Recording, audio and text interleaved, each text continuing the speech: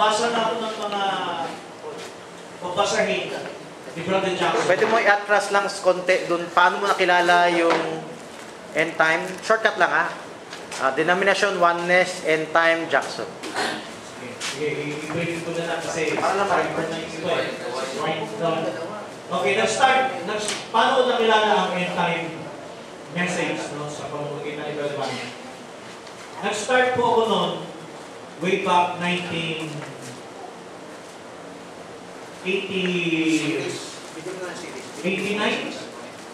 Way back 89, nasa Pentecostal movement po under my Pastor Antonio Galiebe sa Purna 1S. Na-convert po ako from Pentecostal. It was 1988. So nung 88 ako noon, meron akong background noon, Baptist. Pero hindi naman talaga ako converted talaga ng Baptist. Naka-attend lang din ako ng mga ilang Bible study nila. Then, nakumpara ko yung Catholic kasi ako, Catholic. Tapos nakumpara ko yung kakaibahan ng Bible study nila sa Catholic. So, may mga words ako narinig doon. Nag-convince sa akin na ito kumakabog siya sa Biblia. Ito And that was year 1985 yung first time kong makarinig ng gospel sa Baptist. To make long story short, umatras ako ng 1988, doon ako na-convert ng UPC, ng Pentecostal. Pentecostal group. So, nung nasa Pentecostal, nabaptize ako doon in Jesus' name. Yung baptism nila kasi sa pangalan ng Yesu Cristo. So, yung time na yun, talagang naging palabasa ako kasi bro, hindi talaga ako nagbabasa ng libro. Parang, parehas tayo, gusto ng dami ng araw, talagang hindi ako talaga, hindi ako mag-English. Tagalog pa, halos hindi pa tama eh. Kahit yung Tagalog na, mali-mali pa eh. Pero, dahil mo na-convert ako, nagkaroon ako na hunger, basahin ko Bible. Nabasa ko yung Bible 2 times. And then yung 2 times, nabasa ko buo. From the first page hanggang last page. Then 2 times ko yung nabasa yung Bible. So that time, kabisado ko talaga ang words ng Bible. And then pangatlong attempt ko ulit nag-abusin ulit, hindi ko na naubos. Kasi nangyari nun, na-convert ako na ako ng Pentecostal, end time. So yung end time naman, paano ko napunta sa end time? Dahil nasa music ministry ako noon, meron kami sa Rizwan Judya sa may Kabihiga na nagtuturo ako ng music sa part ng gitara. Music lesson. Merong isang membro, si Pastor Ruel Soriano. Joseph, kilala mo si Joseph. Sino nakapinsay ko sa Quiapo sa may taga-sindi ni Joseph. Yung palangiti. Yung taga-bigay ng pagkain doon. Yung palangiti. Palangiti. Oo, Joseph. Ano? Bigay ng pagkain. Yun si Joseph. Yun ang umakay sa akin sa end time. Nangyari naman yun, na magkakilala kami, nagpunta siya sa studio, nagpaturo siya. Na, yung palang ginawa niyang pagtuturo, yun pala yung, may dala pala siyang pasikretong dalang bullet. At saka tape, iba dala. So, nung tapos kami naturuan ko sa studio, inilabas niya yun. Sabi niya, Brad, meron kami papakita. Uy, nare-record yung usapan. Nare-record yung usapan yung lipat kaya dito sa mata. Time na yun, ma-encounter ko yun. Sabi ko, kakay mo yan yung babasahin ng booklet, kakay mo to Hanggang sa nag-share sa akin tungkol sa Betsy, tungkol sa Police Virgins, Wise Virgins. Sabi ko, hindi ko na narinig. Hindi ko narinig yun sa pastor ko na. Binigay niya sa akin sa undaling salita yun. Sikretong pinag-aralan ko kasi sabi niya, huwag mo itong papakita kahit kanino ka sa kasama mo. O sige. At yung ginawa ko, dun sa studio, pag wala sila, ako lang, nagbabasa ako, binabasa ko. Doon ako nag-start na nakumpara ko na sabi ko, itong turo na ito sa Pentecostal, hindi ko narinig. Hanggang sa yun. Iba yung dating sa akin. Sa madaling salita, nung convinced na ako, paalam ko niya, pinagpastol ka rin. Talagang inano nila ako, pinaupo ako ng 18 elder. Tapos si pastor, pag labing siya, doon sa pinakakanto ng lamesa na napakahaba. At tinatanong nila ako, anong dahilan sa ito? Kasi worker na po ako din. Full-time worker na ako din. Anong dahilan sa ito? Paano kami iwanan? Dahil yan sa brand na yan. Sabi ko sa kanila, sabi ko, pastor, tanging isa lang ang nalalaman ko kung bakit ako'y ipapahanap sa tulong. Sabi ko, nagpasalamat ako dahil sa inyo ko nagtumugan, lumaki, na alam kong tama. Ay, naman po rin, tama naman po rin. Pero dahil na bakit ka paalis? Kaso po, pastor, ang nakita ko po ay kapuluhan ng kapuluhan. Ano? Galit-galit sa akin ko. Ano na kaya po yan? Sabi ko, pastor, hindi ko minamali kayo. Sabi ko, tama ang tulong ninyo. Bakit siya sabi ko, yung acts to 58, yung pagkilala na yung isang Diyos, tama naman yun eh. Kaso yung wala, yung serpent seed sa'yo, yung serpent seed. Yan ang sinasabi ko sa'yo. Anyway, hanggang sa pinagalitan niya ako. Marami ako narinig na salita laban sa kanila. Pero tinis ko yun eh. Kasi yung napapakinggan ko ng mga padalain, kung ano-ano yan, hindi, parang bili na ako. Kasi nasa puso ko, sumisigaw yung mensahe. Iba ito nakita ko, parang dito, boom! O perlas na nakita ko. Kaya mga narinig ko mga salita, ibalo wala na sa akin. E di, lumabas na ako kay Felipe. Napunta ako kay Pastor William Sobrano. That was 1990. Na-confirm ako. So, doon na ako sa Santa Mesa Pagulong. Pastor, parating nga na kayo doon. Diyan sa may, sa Santa Mesa, sa may Pines ng Kasayo. Hindi ka nun, luma pa yun eh.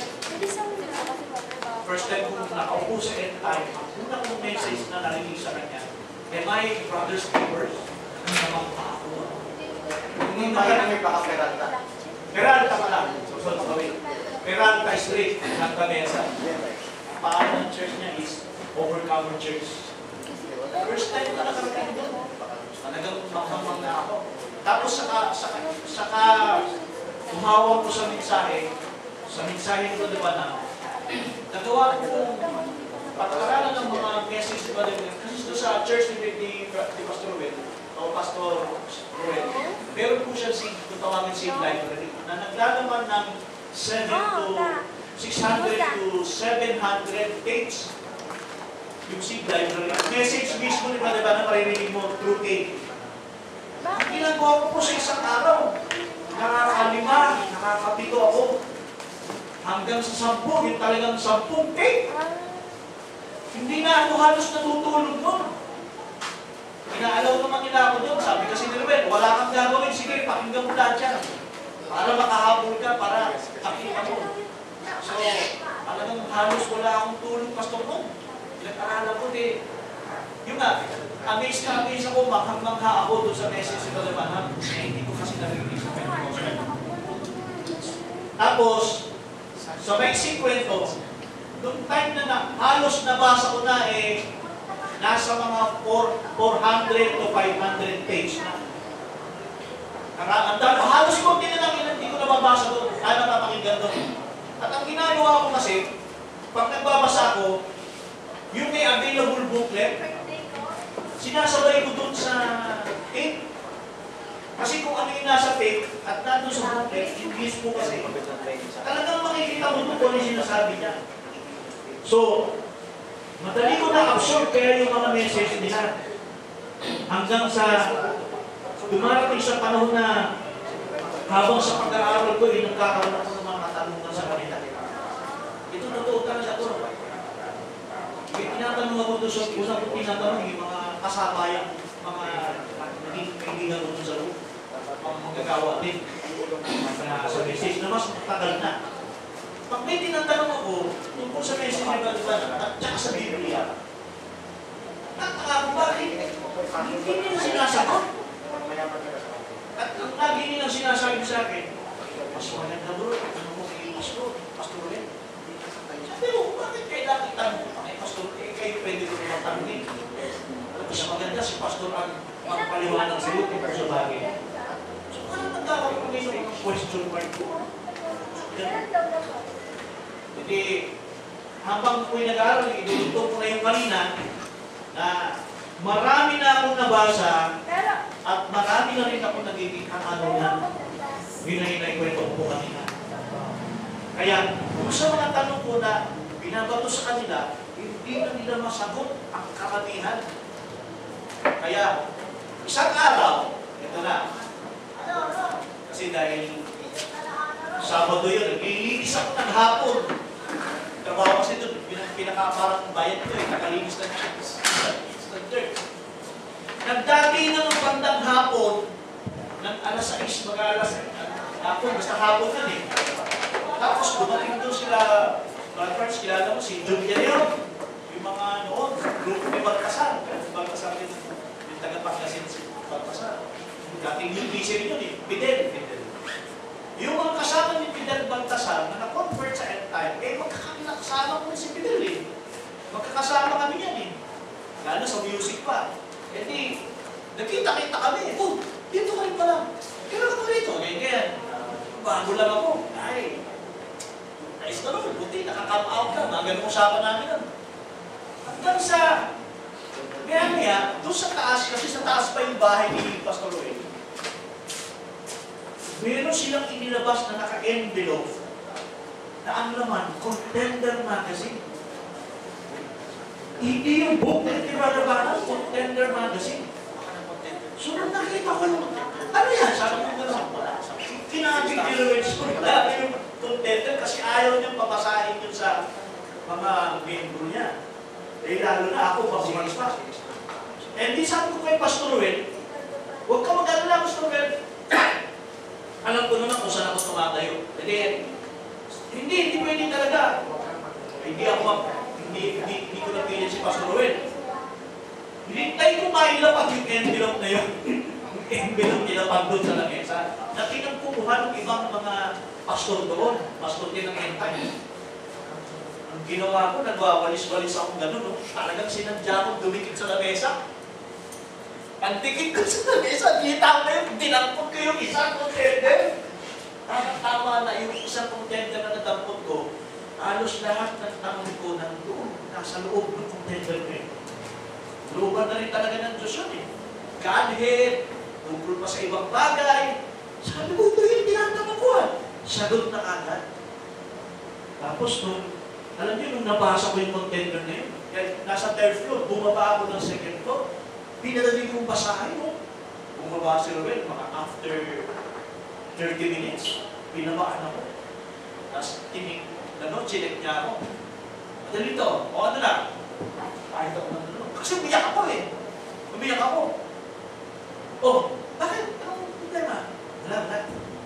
Yan na, baka may nangyayari na sa'yo ha? Ako yung content, hindi, wag. Hindi, huwag ka maganda sa akin.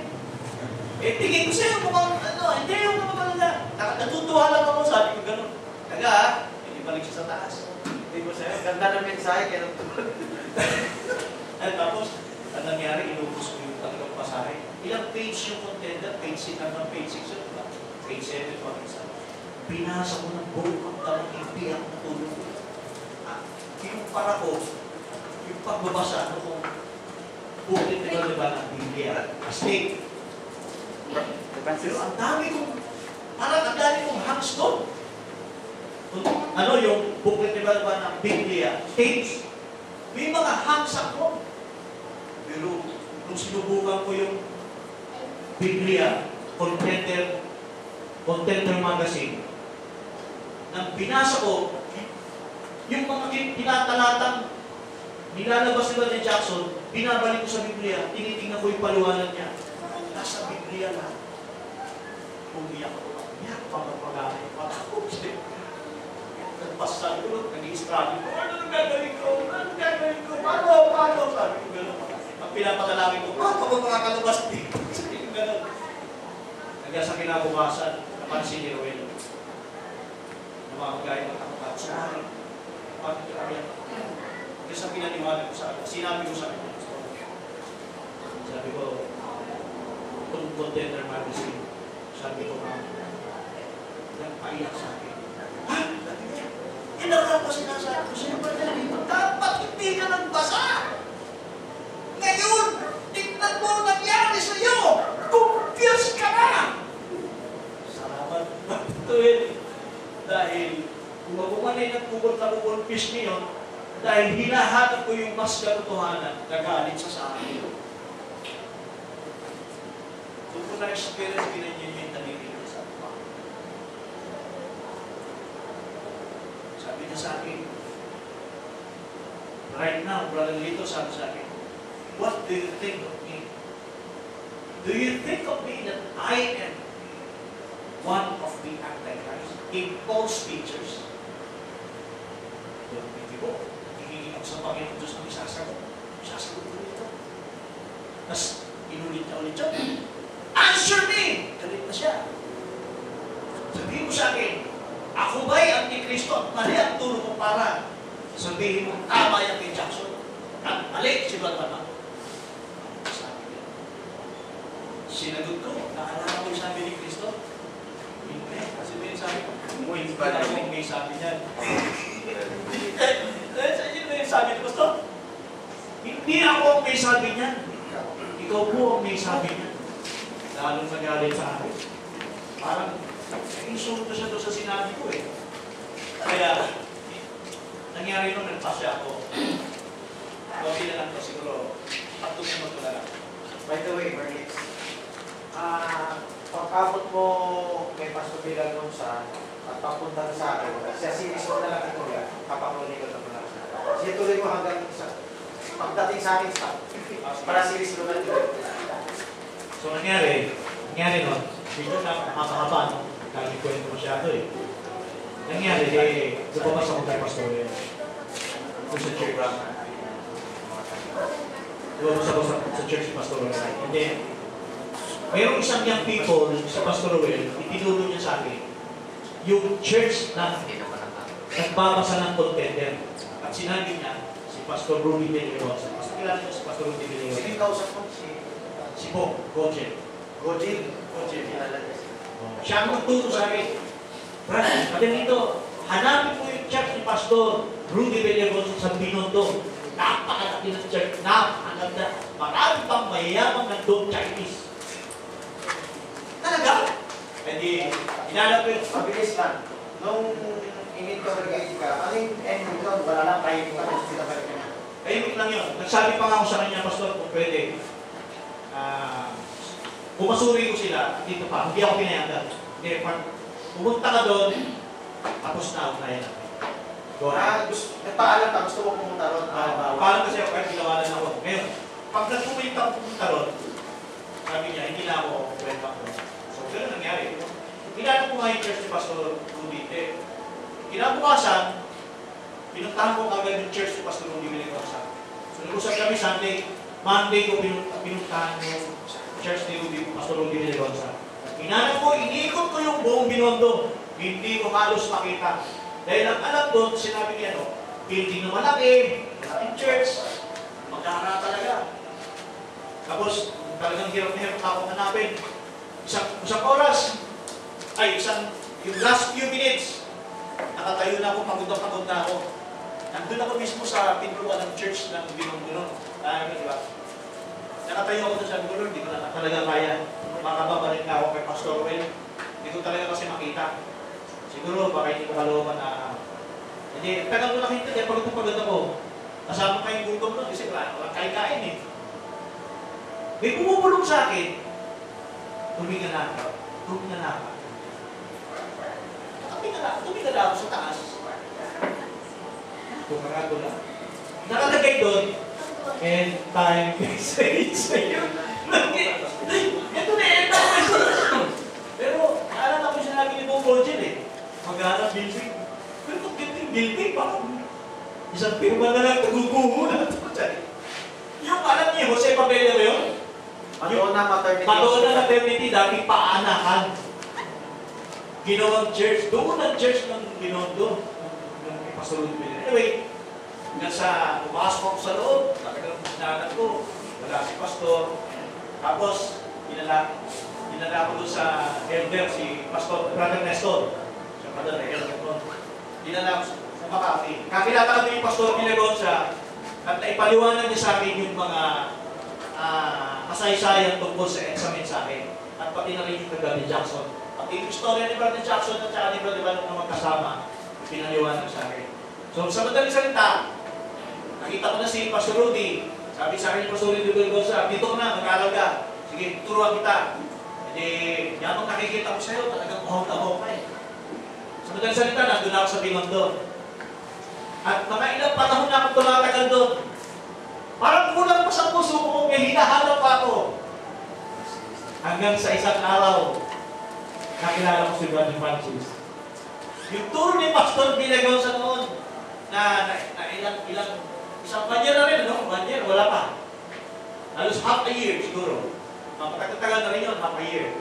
Na narinig ko, hamang-hanga ako yung Pastor Villagonsa. Sabi ko, praise the Lord. Pero nung nag-meet kami ni Brother Francis, yung mga teaching ni Pastor Villagonsa, parang in fairness, no, para sa kanya, napapabawa na ako na nagkakaroon na rin siya yung Brother Francis. At yung mga tanong ko sa mga turo ni Pastor Villagonsa, na hindi ko minsan pakuha, parang malabo. May mga teaching kasi na gano'n na malabo eh. Hindi ko siya naikulit talaga sa Bible. Sinadalaw ko ni Brother Francis na nagpapaliwanag sa akin. Ngayon, ang isang pinupuno pala ng Diyos sa akin na hinahanap ko na nasatisfied ako yung kalagayan pa ng ganyan.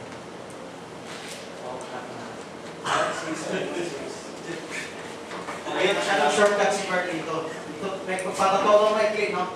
Tapos scrolling yan mo na interview. Then magbalik na sa Siri, mawag ko na. Yung sinasabi ni Marlito na parang nagtagal sa kay Pastor Villagonsa. Hindi. Nung bago pa lang siya kay Pastor Villagonsa, nakita na kami. Doon din ako eh. Bata pa ako eh. Parang edad lang ni... Natawa si Jim? 14. Si edad ni... 20 plus na si Tutoy, no? 21 pa lang ako. 21. 30 na yan. 19.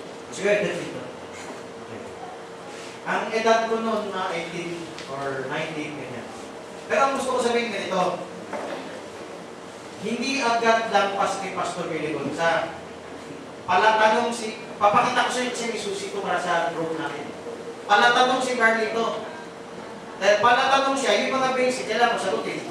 So, ang sagot ko, sabay mo na kay Pastor Villagonsa. Sabay mo na kay Bar Jackson. Pero pag tuloy-tuloy pa, Diyos na yung pupuno. Darating isang araw na lampas. Kaya na-expect ko kung gagawin ninyo yung interview sharing at masagasaan nyo lahat ng basic. Darating isang araw, meron kayong mapag-sharingan na matutunan nyo, hindi ko na-abot. Ako naman ang kakain sa inyo. Pero sa short time, Pastor Villagonsa, ay tumatanggap din sa akin. Of course, nadala siguro kulong na yung katayuan, ganyan-ganyan, kaya nag-iba yung tuloy sa akin. Pero, hindi yan overnight. Dumaan mo na sa basic, pero tumagal yung barrier na later. Wala pang word barrier. Sa Kogyo lang nagsimula barrier. So, sabihin nandun tayo, meron kayo. attitude, hindi pa yung word barrier. O, di ba? Barrier attitude, pero hindi word barrier. Hindi ko nagamit ko yung word barrier, nagsimula ako sa Kogyo. Okay, so, itutuloy mo yan na mamaya, papa-testimony report of the Chronicles. Hindi na ako, siguro, kasi... It's up to you kung hindi mo itutuloy. Pero, papasukin ko na yung intermission natin, yung hinanda niyo reporter. At saka si Chinger ni Chronicle, di ba? Walang problema. Sige, kayo na muna. Maganda yung testimony. Pakikat na lang muna para maganda tuloy yung series.